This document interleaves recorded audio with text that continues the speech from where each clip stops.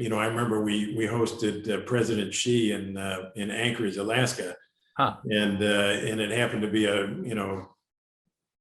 Chamber of Commerce kind of day, blue sky kind of day in Alaska. Yes. He made a comment about it, and we said, well, that's natural gas.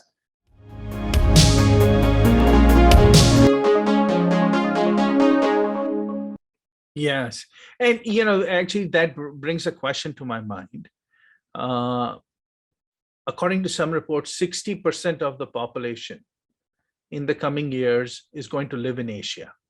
Asia is going to see its energy needs continue to grow at a much faster rate. I mean, you compared to, because the countries are developing and their energy needs are growing and jumping, right? They have a huge population. Oh, yeah.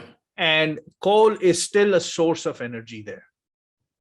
And coal, you talked about the most complex of the hydrocarbons. So how can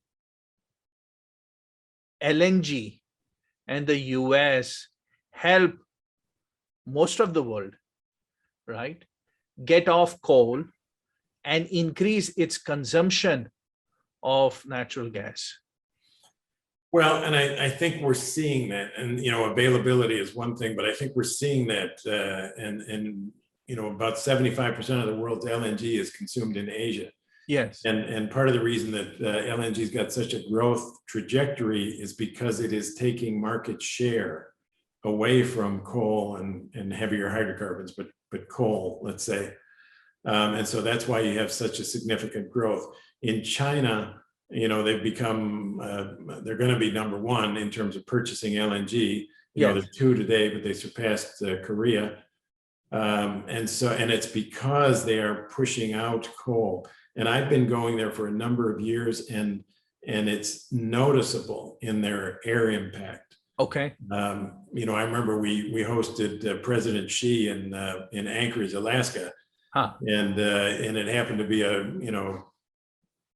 Chamber of Commerce kind of day, blue sky kind of day in Alaska. Yes. He made a comment about it, and we said, well, that's natural gas. And I've noticed that change in China. I mean, they are taking it seriously, the air issue. Yes. India is another big target market, and I think if you looked at some of the comments out of India a number of years back, they said, look, we've got to have our coal time. You guys had yours, we've got to have ours.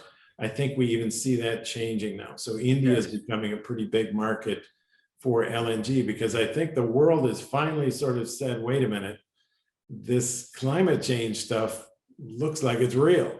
It's real, that's right. I think we've got to do something about it globally. Yes. And if you talk to people like World Bank, who these countries really, have to, take some message from and take heed of, they're saying, look, there's not going to be a lot of financing for coal-based projects. So you better get with the program.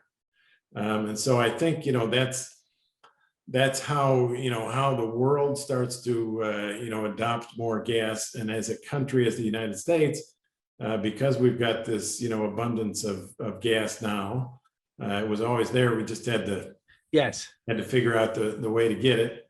It becomes a tool to sort of help the globe move toward that reduced carbon footprint. Yes.